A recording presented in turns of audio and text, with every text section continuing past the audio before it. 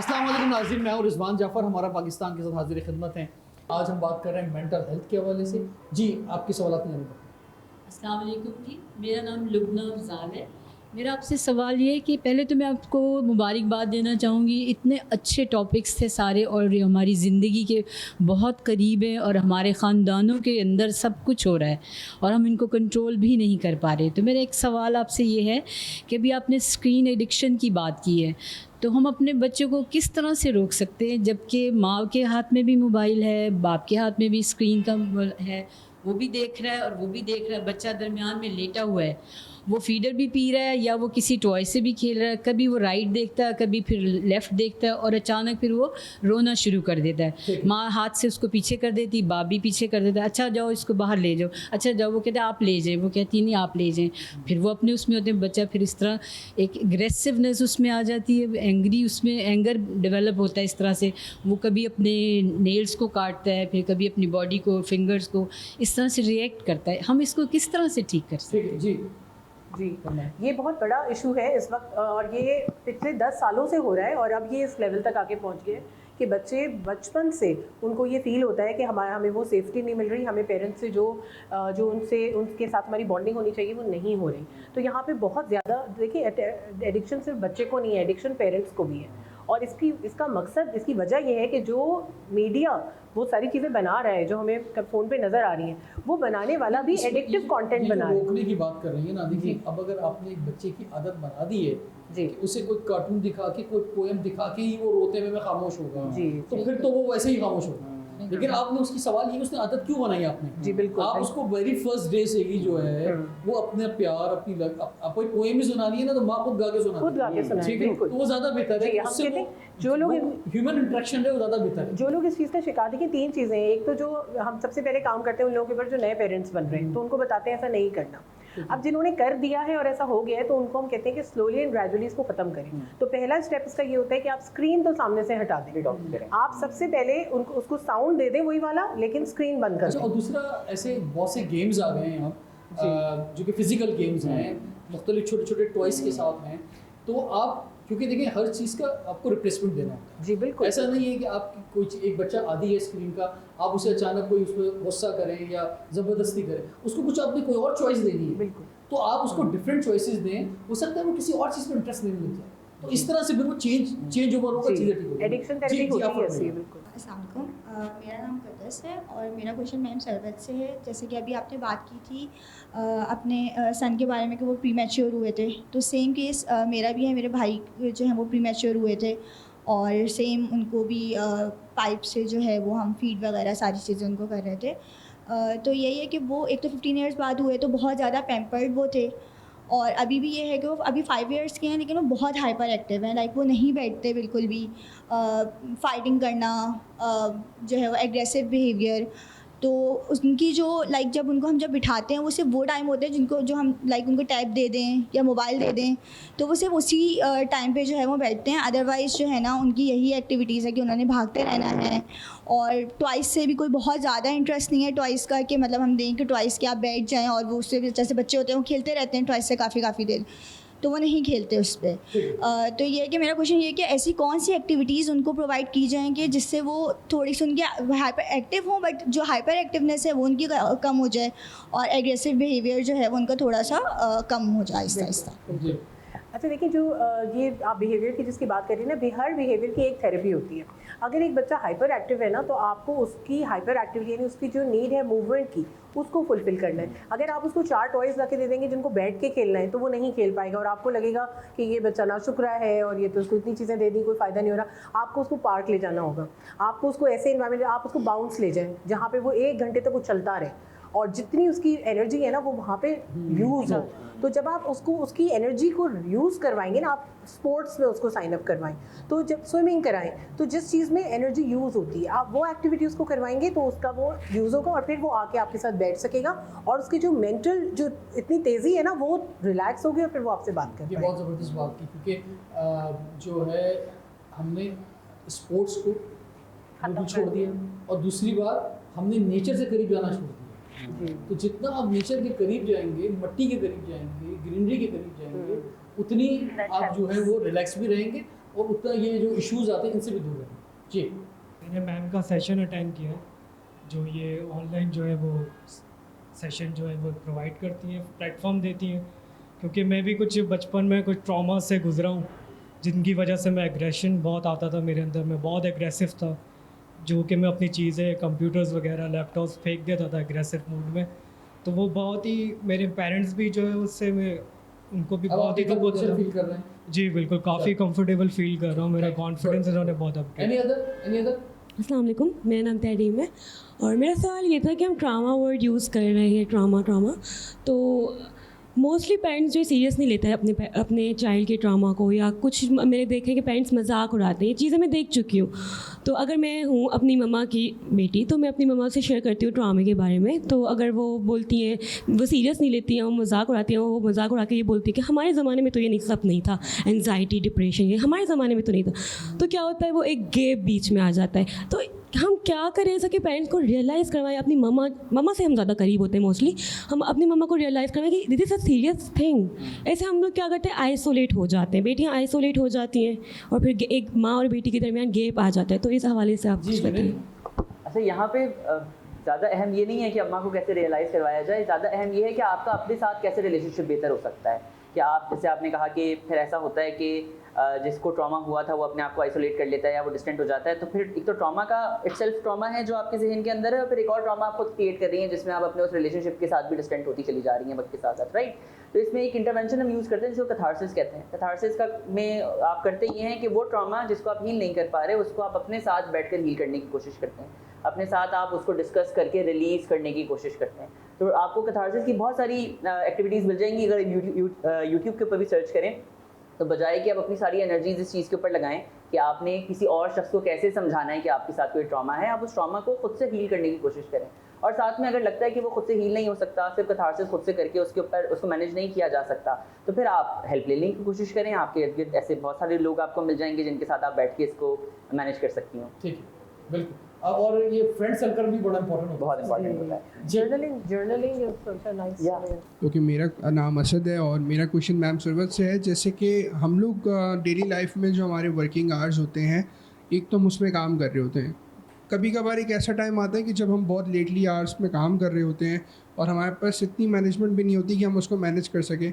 तो उसकी जगह क्या होता है कि हम फ्रस्ट्रेट महसूस करते हैं। जब हम फ्रस्ट्रेट होते हैं तो जब हम घर जाएँ तो वहाँ पे गुस्सा, यहाँ हो तो हम लो फील करें। तो मुझे ये जानना है कि हम इसको कैसे मैनेज करें कि हमारे जो ये इस टाइम जो एंगर इश्यूज आते हैं वो मैनेज हो सके। ऐसा होता है कि आप अपने ऑफिस का गुस्सा घर पे दिखाते हैं और कभी कभी घर का गुस्सा ऑफिस में दिखाते हैं। ये भी बड़ा मसला है। हिबा, आप बताएं जरा इससे में क्या हो सकता है। ये जो इन्होंने सवाल पूछा, वैसे तो सर्विस से पूछा था, लेकिन मैं इसका बता सकती हूँ कि आपके जिस तरह इन्होंने बात की ना कि समटाइम्स हम रियलाइज़ भी नहीं करते कि ट्रॉमा या जो हमारा एग्रेशन है ना वो है किस तरीके का है भी या नहीं है। ठीक है, it's a very fancy word आजकल हम लोग यूज़ कर रहे होते हैं। एंजाइटी, डिप्रेशन, ट्रॉमा इतने कॉमन वर्ड हो गए, पहले ज़माने में नहीं यूज़ किए जाते थे।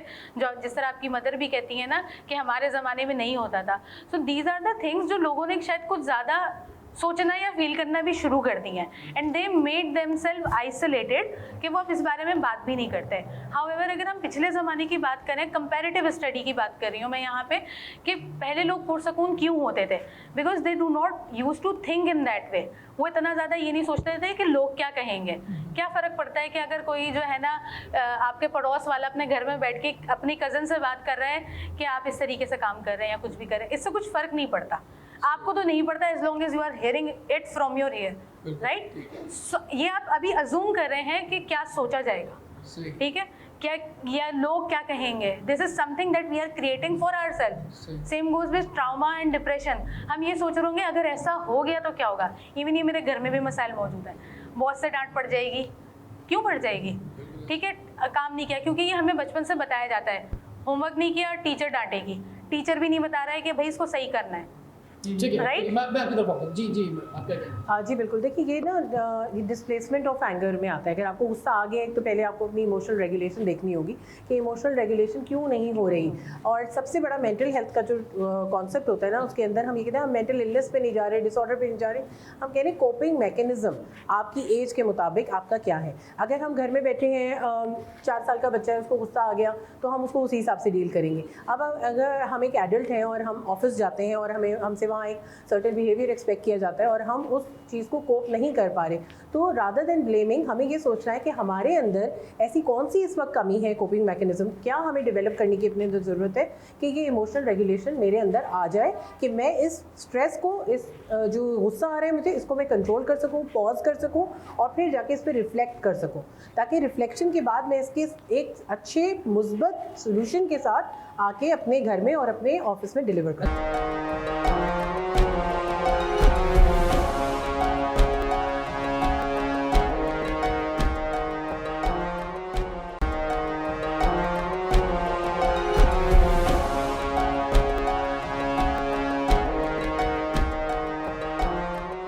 स्पेस की ज़रूरत है, स्पेस देने की ज़रूरत है चीज़ों को।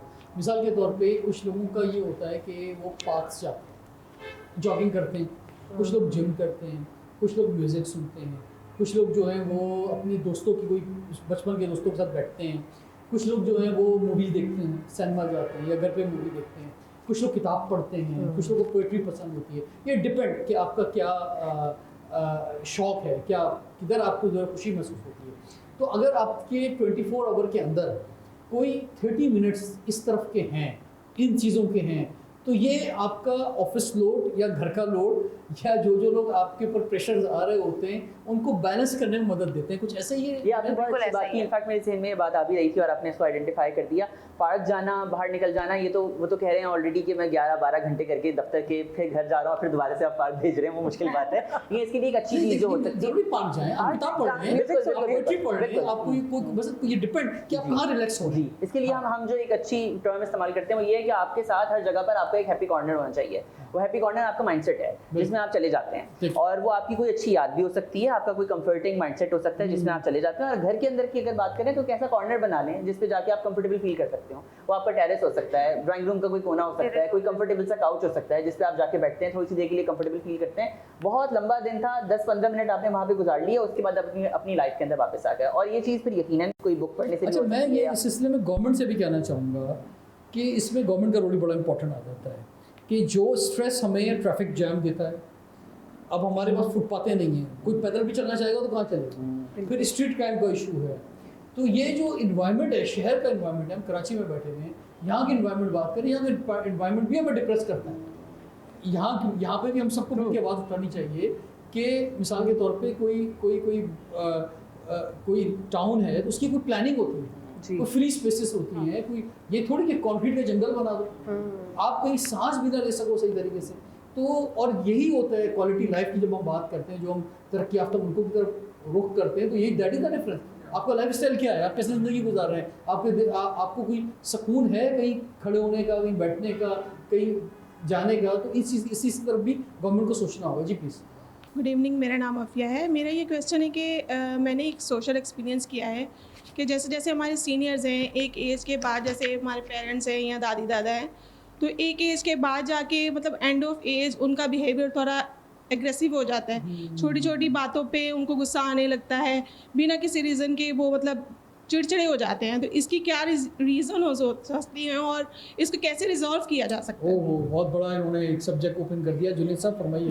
देखिए, रीजन तो बहुत सारी हो सकती हैं। हर ह्यूमन बॉडी यूनिक है, हर मेंटल हेल्थ डिसऑर्डर यूनिक है, उसको आप आइडेंटिफाई एवेल्युएट किए बगैर नहीं कर सकते। बहुत सारी चीज़ें हो सकती हैं, लेकिन ये हर घर का किस्सा है भाई। लेकिन जैसे हमने शुरू में बात की ना, हमने कहा कि 7 to 14 एक ऐसा एज ब्रैकेट है जिसके अंदर आपके कोई ट्रॉमाज हिट हो रहे हैं, और वो जब आपको ज़िंदगी में ज़्यादा क्लैरिटी या फरागत का वक्त मिलता है तो वो बाहर निकल कर आ जाते हैं। तो जब मैं बड़ी एज के अंदर पहुँच गया हूँ, अब मेरे पास करने को जॉब भी नहीं है, घर के कोई खास काम भी नहीं करने हैं, अब मुझे घर के अंदर बैठ के 4-5 काम है रूटीन के, वो मैं कर लेता हूँ। तो अब तो फारिग टाइम बहुत सारा है ना, तो वो सारे ट्रॉमाज में बैठ के सोचता हूँ।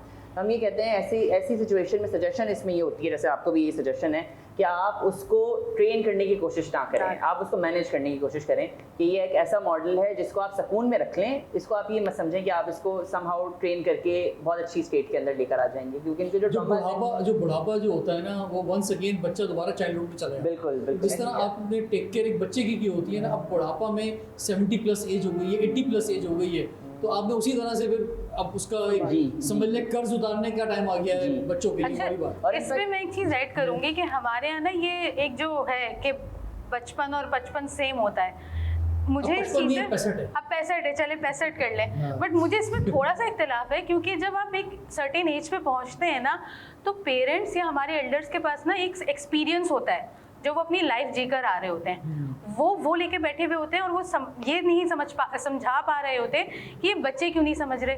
बिकॉज अगेन ये जो जनरेशनल गैप है ना, हमने उसको एक बड़ी मज़े की टर्मिनोलॉजी दे दी है कि हाँ बच्चे और बूढ़े एक जैसे होते हैं। बट द थिंग इज उनके जहन में जो चीज़ है, जो नॉलेज है, जो एक्सपीरियंस है ना, हम पहले ज़माने में बैठ के बड़ों से बात करते थे, कहानियाँ सुनते थे, नानियाँ दादियाँ कहानियाँ सुनाती थी, बच्चे इंगेज होते थे और वहीं से ही उनका जो ब्रेन है वो नर्चर होता था, राइट। वो चीज़ अब नहीं है, वो मिसिंग है।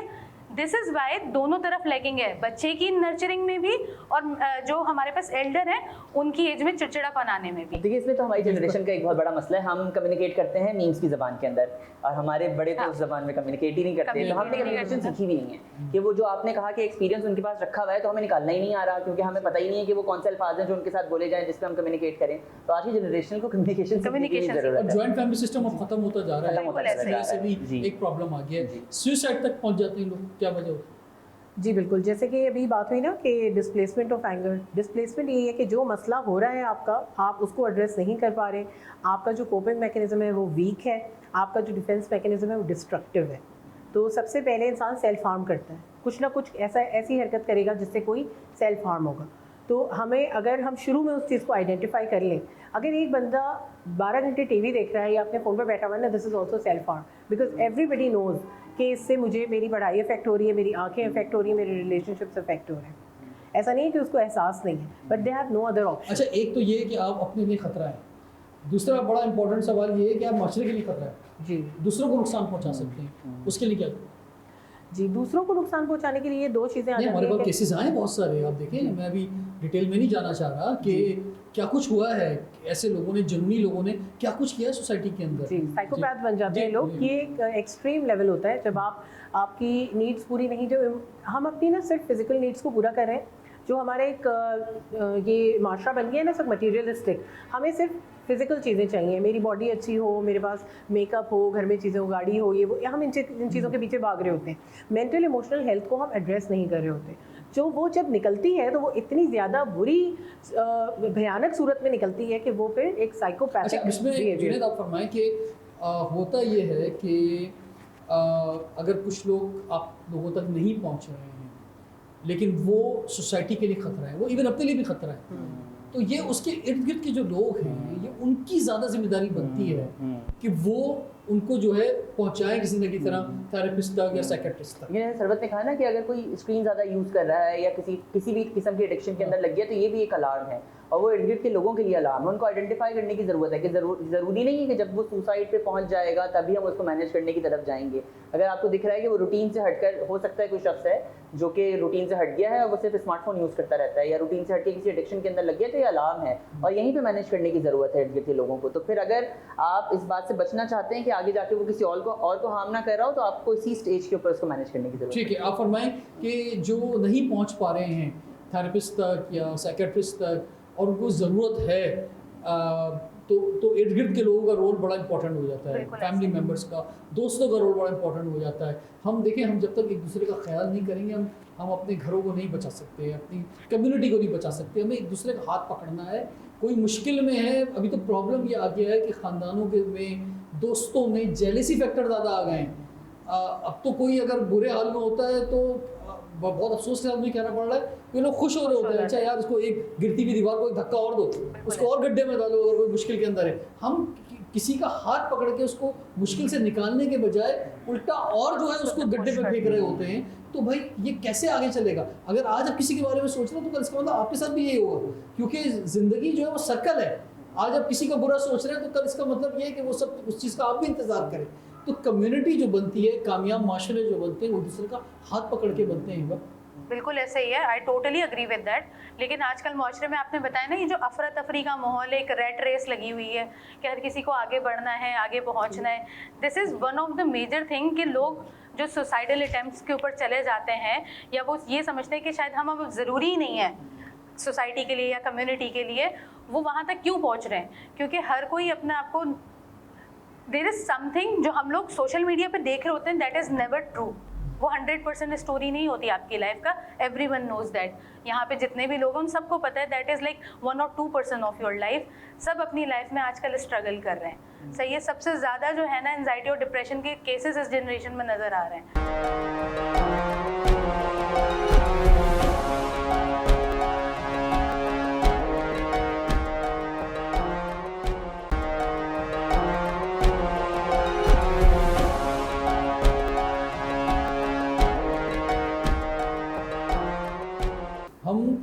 एक शख्स अपने 24 घंटे में से 5 मिनट निकाल के किसी खूबसूरत बिल्डिंग के पीछे मेकअप करके अच्छे कपड़े पहन के एक वीडियो बना रहा है। एग्जैक्टली।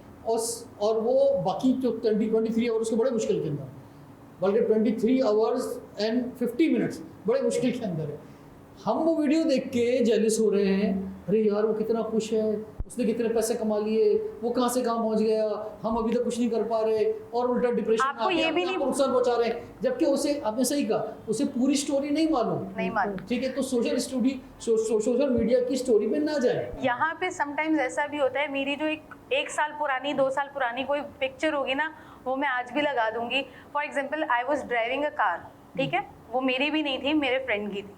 लोगों ने मुझे कॉन्ग्रेचुलेट करना शुरू कर दिया, तुमने गाड़ी ले ली। And I be like why, तुम लोगों को पता भी नहीं है, I am just driving a car. वो सिर्फ एक स्टीयरिंग व्हील की एक स्टोरी लगी हुई है। This is how people react to the social media. ठीक है, सेम आपने जो बात की, वो आपको नहीं पता कितने साल पुरानी पिक्चर है, किसकी पिक्चर है। अब तो AI ने तबाह कर दिया है कि वो वहाँ मौजूद है भी कि नहीं है। सो इट हैपन, और वो मैंने चीज़ भी फेस की है। और इस चीज़ को देखते हुए ना लोग ये समझते हैं we are not important for the society. आपको, यानी आप अपना रोल ही आइडेंटिफाई नहीं कर पा रहे। द पॉइंट इज, आपकी जो नीड है ना, वो वहाँ समझने की है, actually see through that picture कि वो बंदा इतनी अटेंशन सीकिंग के लिए वो क्या कर रहा है, वो इस तरह की पोस्ट लगा रहा है। And we have a lot of cases के एक्सट्रीम केसेस पे लड़कियां चले जाती हैं, right, they go to extreme cases.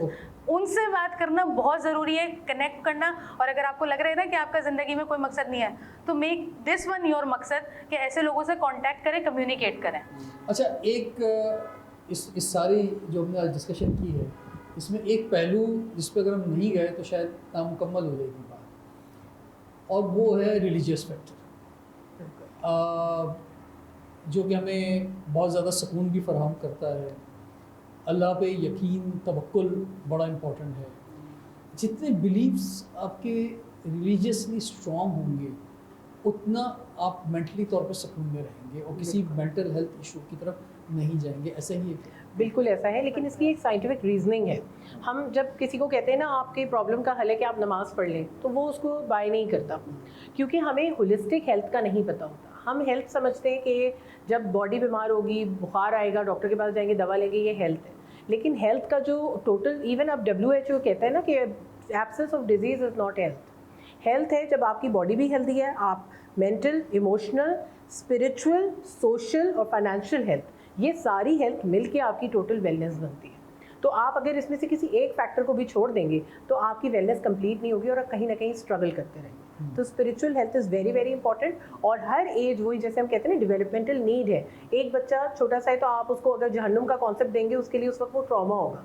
लेकिन एक सही एज आने तक आपको वो कॉन्सेप्ट देना है ताकि उसके अंदर अकाउंटेबिलिटी पैदा हो। नहीं, मतलब हम जो सहारा ढूंढ रहे होते हैं, सबसे बड़ा सहारा तो रब का ही सहारा है। बिल्कुल, बेशक सहारा हो सकता है किसी भी इंसान के लिए। तो अगर वो आपका स्ट्रॉन्ग है, वो एलिमेंट स्ट्रॉन्ग है, तो आप बहुत सारी चीज़ों से बच सकते हैं। बिल्कुल, बेशक, डेफिनेटली। जी जुनैद, मतलब हमेशा बहुत सहारा दे, थेरेपीज़ के अंदर भी इनफैक्ट, क्योंकि हम थेरेपीज़ के अंदर जब बात कर रहे होते हैं, मेडिटेट करें, आप फोकस करें अपने आप को कुछ टाइम दें, मी टाइम दें, अपने आप से कम्युनिकेट करने की कोशिश करें। तो हमारे मज़हब में तो ऑलरेडी ये तमाम चीज़ें, आप नमाज़ पढ़ते हैं, थोड़ा सा वक्त अपने लिए निकाल कर बैठते हैं, दुआएं मांगते हैं, तो तमाम चीज़ें ऑलरेडी हो रही होती हैं। जो मैं कथारसिस की भी एग्जांपल दी थी, तो दुआओं के अंदर हम कथारसिस जैसी बहुत सारा कर रहे होते हैं। तो अगर राइटली कम्युनिकेटेड हो ना, जैसे सरबत ने कहा कि आप उसकी रीजनिंग देखिए, अगर समझाएंगे, इस जनरेशन के साथ तो ये वाला भी मसला है ना कि अगर रीजनिंग के बगैर बात बताएंगे तो नहीं समझ में आएगी। तो अगर आप रीजनिंग के साथ समझाएंगे तो ये यकीन बहुत है। रीजनिंग तो बड़ी इंपॉर्टेंट, बहुत इंपॉर्टेंट है और वो समझना चाहिए। अच्छी बात है, आप कोई भी काम सिर्फ एक एक्सरसाइज की तौर पे ना करें, आप जो है वो कॉन्सेप्ट के साथ करें, आपके पास उसका रियल एसेंस होना चाहिए।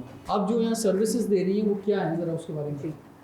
अच्छा, जो सारी आजकल जो बातचीत हुई, आमतौर पे हम देखते हैं कि बच्चों को सबसे ज़्यादा इसमें प्रॉब्लम है, लेकिन बच्चों के पास सोल्यूशन नहीं है। आजकल जो हमारे ये जो स्पेशली जेन जी के बारे में हम बात करते हैं ना, बहुत सारे इश्यूज़ आते हैं। तो मैं सबसे पहले ये पूछती हूँ कि जेन जी को किसने पाला है?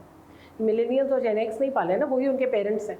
तो उनकी पेरेंटिंग, ये जो हेलीकॉप्टर पेरेंटिंग आप कहते हैं ना, हर वक्त बच्चे के पीछे भाग रहे हैं, बच्चे को इतना पैम्पर कर दिया कि उसकी अपनी जो कैपेसिटी है कि वो जो काम कर सकता है वो भी उसकी कम हो गई है। तो आपको जो बच्चे से आपने छीन लिया है ना, अब आपको उसको वापस देना है। वो कैसे होगा? जब आप अपने आप को एजुकेट करेंगे। अब पेरेंट के पास साइकोलॉजिकल एजुकेशन नहीं है, उनको नहीं पता बच्चे की डेवलपमेंटल नीड क्या है। वो जब उसको फ़ोन दे रहा होता है तो पेरेंट उसके साथ बुरा नहीं करना चाह रहा, वो उसका सबसे ज़्यादा वेलविशर है, लेकिन उसको उसके डेंजर्स का पता ही नहीं है। तो हम जो इस वक्त ये पेरेंटिंग अपग्रेड प्रोग्राम खुद ही में हमने लॉन्च किया है। तो आपको पता है थेरेपी, हम 1-to-1 थेरेपी कर रहे होते, बट मैंने इसको कम्युनिटी इनिशिएटिव इसीलिए बनाया है कि अब हमें कम्युनिटी में जाके साइको एजुकेशन देने की ज़रूरत है। मुझ एक या इनके बताने से या इनके बता देने से, एक बंद कमरे में एक बंदे को कोई थेरेपी दे देने से काम नहीं चलेगा, बल्कि हमें अपनी पूरी जनरेशन को बचाना है और प्रिवेंटिव मेंटल हेल्थ करनी है, ताकि उस नहज तक वो पहुँचे ही नहीं जहाँ पे उनको सेल्फ हार्म या इस तरह की चीज़ों की ज़रूरत बड़ी पड़े। ज़बरदस्त आपने बात की। जो पैम्पर्ड चाइल्ड आजकल हम बना रहे हैं, पहले बच्चा जो रगड़ा खाता था ना तो बड़ा सही सॉलिड निकलता था आज वो पेपर पेरेंट्स जो है पेपर कर करके जो है ना वो उसको मुश्किल में डाल दिया है। तो आप किस तरह का काम कर रहे हैं, आप भी बताएं अपना जितने काम कर रहे हैं। हमारा फोकस मेनली होता है मेजर डिप्रेसिव डिसऑर्डर्स और सुसाइड प्रिवेंशन के ऊपर, और उसमें प्रिवेंटिव ही काम है। हमारी जो कोशिश होती है वो यही होती है कि उस तक पहुंचने से पहले ही उसको मैनेज किया जाए। अच्छा, आप बताएं हिबा, आपका इदारा क्या काम कर रहा है? सोच मैटर बेसिकली बना ही इदारा इसलिए है कि जहाँ पे एक्सपर्ट्स मौजूद हों for counselling, consultancy and therapy. These are the most neglected area in Pakistan, जहाँ पूरे सारी दुनिया में जो है ना मेंटल हेल्थ थेरेपीज़ की या काउंसलिंग की बात हो तो people go for it, right? जैसे वो अपना मेडिकल चेकअप कराते हैं। अच्छा, इसमें ऐसा हो सकता है कि तालीमी इदारों में जाके किया जाएगा, अच्छा, यानी कॉलेजेस हैं, हाई स्कूल्स हैं, यूनिवर्सिटीज़ हैं, उनके कोलैबोरेशंस में वहाँ जाके अगर इंटरेक्टिव क्लास की जाए, जैसे हम अक्सर यूनिवर्सिटीज़ में जाते हैं तो मुझे जब मैं नौजवानों से बात कर रहा होता हूँ मुझे फ़ील होता है कि यार ज़रूरत है ये काउंसलिंग की। अब हम तो खैर पॉलिटिकल सोशल इश्यूज में बात कर रहे होते हैं, हम तो उस तरफ इन सब्जेक्ट्स में नहीं जा सकते उस वक्त, लेकिन आप लोग के जाने की ज़रूरत है। This is what I am actually doing. हम लोग जो एजुकेशनल इंस्टीट्यूट्स हैं, चाहे वो स्कूल्स हैं या यूनिवर्सिटीज़ हैं, हम उनको ही रीच कर रहे हैं and trying to give them at least 1 session for 1 batch, कि वो समझ सकें कि चल क्या रहा है उनके दिमागों में। ठीक है, तो आज भी जब मैं एक सेशन लेकर आई हूँ तो मुझे पता चला काफ़ी सारे बच्चे वो अग्री करते हैं कि हाँ ये सारी चीज़ें हैं, बट उनको ये नहीं पता वेयर टू गो। तो सोच मैटर बेसिकली एक टेली काउंसलिंग प्लेटफॉर्म है जहाँ पे you can choose one of the experts जो रेलिवेंट आपको एडवाइस दे सकता है। Having said that they are experts and not just like वो नहीं कि एक्सपीरियंस से सीख गए हैं, but they have that particular certification और एजुकेशन कि आपको किस तरीके से गाइडेंस करनी है। आजकल लाइफ कोच मौजूद है, फिजिकल थेरेपी कोचेज मौजूद हैं, पेरेंट कोचेज मौजूद हैं, तो व्हाई नॉट? हमारे पास एक्सेस नहीं है, so we are bringing this experts on one platform. एक चीज़ और है, और वो है सरबत साहब आप फरमाएं, सोशल मीडिया की इम्पोर्टेंस जो है ना, कि हम वैसे तो बड़ा नेगेटिव भी बात करते हैं सोशल मीडिया की, लेकिन सोशल मीडिया का पॉजिटिव यूज़ भी है। बिल्कुल जी। और जैसे अक्सर हमें अब बहुत से डॉक्टर्स जो हैं वो सोशल मीडिया पे मिलते हैं, बड़ी अच्छी इन्फॉर्मेशन मिल जाती है, तो ये सब्जेक्ट भी बहुत ज़रूरी है कि इन सब्जेक्ट पर सोशल मीडिया पर ट्रेनिंग दी जाए। जी बिल्कुल। तो इस पर कुछ आप लोग कर रहे हैं काम? बिल्कुल जी, मेरा जो स्क्रीन एडिक्शन का मॉड्यूल है वो होता ही यही है कि पेरेंट्स आमतौर पे ये करते हैं कि अगर बच्चा स्क्रीन एडिक्ट हो गया है और उनको लग रहा है कि उसका हद से ज़्यादा इस्तेमाल है या उसके ग्रेड्स गिर रहे हैं या वो पेरेंट्स के साथ नहीं बैठता है, तो वो उसका स्क्रीन टाइम 0 कर देते हैं और उससे फ़ोन छीन लेते हैं। उससे क्या होता है, एडिक्शन को ना हमेशा, जैसे आपने अभी कहा कि एडिक्शन को हमेशा पॉजिटिव एडिक्शन से पहले रिप्लेस किया जाता है, उसके बाद उसको स्लोली एंड ग्रेजुअली एक पॉजिटिव लेवल तक लाया जाता है। तो हमें सोशल मीडिया का इस्तेमाल, देखिए लिंक्डइन से आजकल लोगों की कितनी लाइफ बन रही है, दे फाइंडिंग द राइट जॉब्स, इसी तरह कंपनीज को सही एम्प्लॉइज मिल रहे हैं, लोग बहुत ज़्यादा कनेक्शन इस तरह से हो रहे हैं। आना ज़रूरी है ना, गाइडेंस वीडियोस भी आना बिल्कुल ज़रूरी है। गाइडेंस वीडियोस हम तो इसके ऊपर खुद ही में एवरीथिंग इज़ अवेलेबल। हम पॉडकास्ट भी कर रहे हैं, इन्फॉर्मेशन लोगों तक पहुंचा रहे हैं ताकि उनको पहले पता चले कि उन जो मसला उनके साथ हो रहा है वो मेंटल हेल्थ के डोमेन में आता है और फिर इसका सोल्यूशन क्या है। तो we are providing this information as a public service. जो इंस्टीट्यूशंस हैं जुनेद, वो काम कर रहे हैं इस मौजूद पर, यानी ये तो इंडिविजुअल्स की बात हो रही है ना, यानी एज अ इदारा कराची यूनिवर्सिटी का डिपार्टमेंट पूरा काम करता हो या और कोई हॉस्पिटल ही काम करता हो, इस तरह से कर। देखिए इंस्टीट्यूट जितने भी हमारे पास इंस्टीट्यूट्स हैं ना, उनका अपना फोकस एजुकेशन है। तो वो तो उसी के ऊपर फोकस कर रहे हैं, अच्छा। उनका काम मेंटल हेल्थ पे काम नहीं करना नहीं है। तो हमारे पास इस तरह की थर्ड पार्टीज़ हैं जो कि ये काम करने पे फोकस्ड हैं और वो उनको प्रपोज कर रही हैं, उनके साथ काम कर भी रही हैं। लेकिन इंस्टीट्यूट्स का अभी भी इतने लेवल के ऊपर इंटरेस्ट इस चीज़ में नहीं दिखाई दे रहा, हालांकि उनके पास बहुत बड़ा सैम्पल है। अगर वो उस डायरेक्शन से इसको आगे लेके चलें तो बहुत अच्छा काम हो सकता है। So thank you very much जी, आप लोगों ने बड़े ज़बरदस्त ख्यालात का इजहार किया और ज़बरदस्त जो है वो नॉलेज दी, और ये वो नॉलेज है जो कि ज़िंदगियाँ बचाने और ज़िंदगियों को बदलने की नॉलेज है, क्योंकि हमारे इर्द गिर्द जो है मेंटल हेल्थ के बहुत सारे मसाइल हैं और उनको हमें देखना है, अपने प्यारों को देखना है, अपने आप को देखना है, और फिर जो है हमने अपनी लाइफ को, अपने इर्द गिर्द के लोगों को जो है बेहतर करना है। So thank you very much once again तमाम पैनलिस्ट का और तमाम लोग जो जिन्होंने हमारा शो ज्वाइन किया। रिजवान जाफर इजाज़त दीजिए, देखते रहिए हमारा